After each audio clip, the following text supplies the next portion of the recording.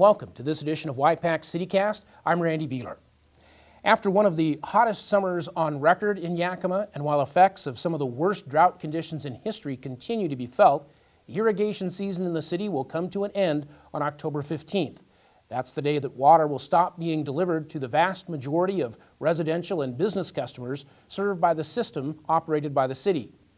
Despite the hotter than normal weather and the severe drought conditions, no mandatory irrigation water use restrictions needed to be imposed this summer on city irrigation customers.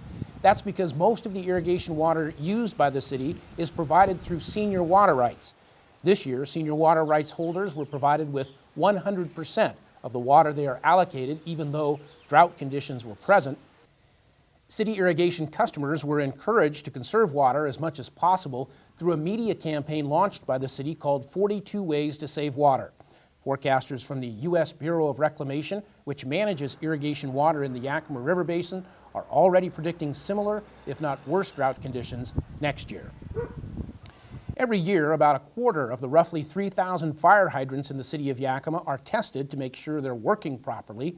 While the testing is underway, city crews also decide whether hydrants need a fresh coat of paint. This year, the city is getting some help sprucing up hydrants in need of a paint job. Yakima Area Church of Jesus Christ of Latter-day Saints volunteers have been out and about, putting the familiar yellow and black paint scheme on hydrants whose paint jobs have become well worn. Painting the hydrants is one of the many ways that LDS members demonstrate their commitment to community service.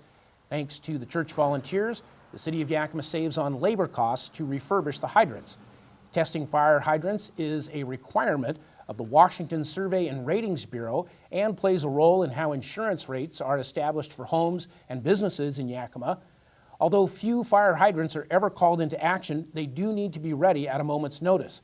Making sure they're in good working order ensures that lives can be saved if a fire breaks out.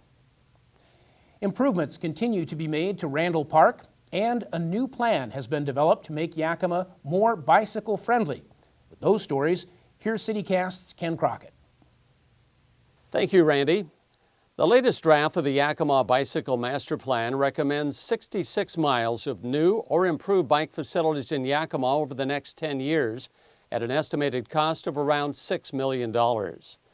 Connecting existing bike routes to improve access to the Yakima Greenway in the downtown area is also a major goal of the plan.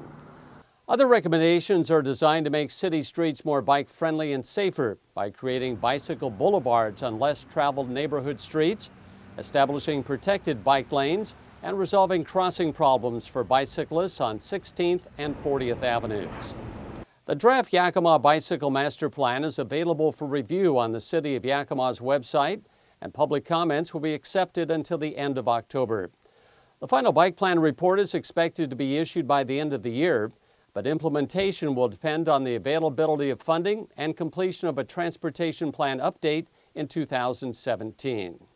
This has been a busy year for improvements at Yakima's Randall Park. On Wednesday, September 30th, more than 100 employees of Triumph Actuation Systems of Yakima donated their time and money to plant trees and shrubs at the park. When the job was finished, the volunteers had planted more than 400 small trees and 30 larger trees near play areas, along walkways, at the dog park, and in the riparian area along the banks of White Hollow Creek. It will take years, but future park visitors will be able to enjoy the shade that the newly planted trees will provide. Back to you, Randy.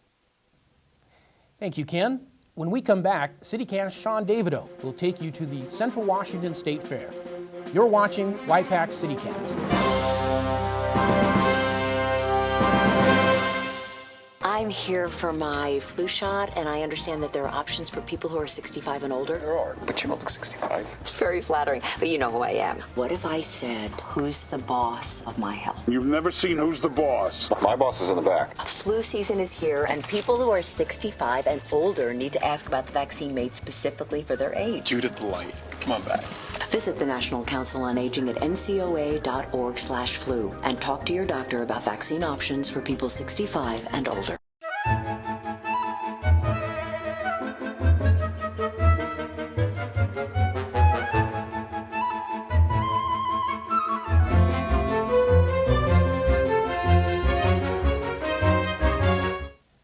Another successful Central Washington State Fair has come and gone. Putting on the event every year takes the combined efforts of a lot of people. To tell you more, here's CityCast's Sean Davido. Thanks, Randy. I'm here at State Fair Park where another great year has come and gone, and the crews have cleared out the buildings and cleaned out the stalls from a full 10 days of folks finding their happy at the Central Washington State Fair. This year, nearly 320,000 people made their way through the gates, which had more than 60 food vendors on the grounds to get those unique tasty fair treats we all love. The livestock barns bring people from all over the region to show their animals and always make the Central Washington State Fair one of the premier agricultural exhibitions in the Northwest. Fair organizers say that a combination of our fantastic fall weather and another year of great free entertainment, as well as an exciting midway, new exhibits, and the old traditional favorites on the grounds, filled the fair even more than in recent years, drawing nearly 50,000 more people than in 2013, when cooler, rainier weather kept attendance numbers down. In fact, attendance on the last Saturday here at the fair broke a single-day attendance record of 57,261 people through the gates. The fair dates have already been chosen for next year, and the Central Washington State Fair will run from September 23rd to October 2nd in 2016, and for more information on the Central Washington State Fair, visit statefairpark.org. Well, Randy, I certainly found my happy here at this year's fair. I hope you did too. Back to you in the studio. Thank you, Sean. And thank you, too, for joining us for this edition of Y-PAC's CityCast. The City of Yakima provides a variety of different ways for you to stay in touch with policies, programs, events, and activities in our area. The City of Yakima website includes a wide variety of information about city issues and activities at yakimawa.gov. The official City of Yakima Facebook page provides regular updates to your computer or mobile device. And the official City of Yakima Twitter feed is a quick and easy way to stay up to date with the City of Yakima. Visit the City of Yakima website, find us on Facebook, or follow the city on Twitter. We'll see you on the next edition of Y-PAC CityCast. I'm Randy Beeler. Take care.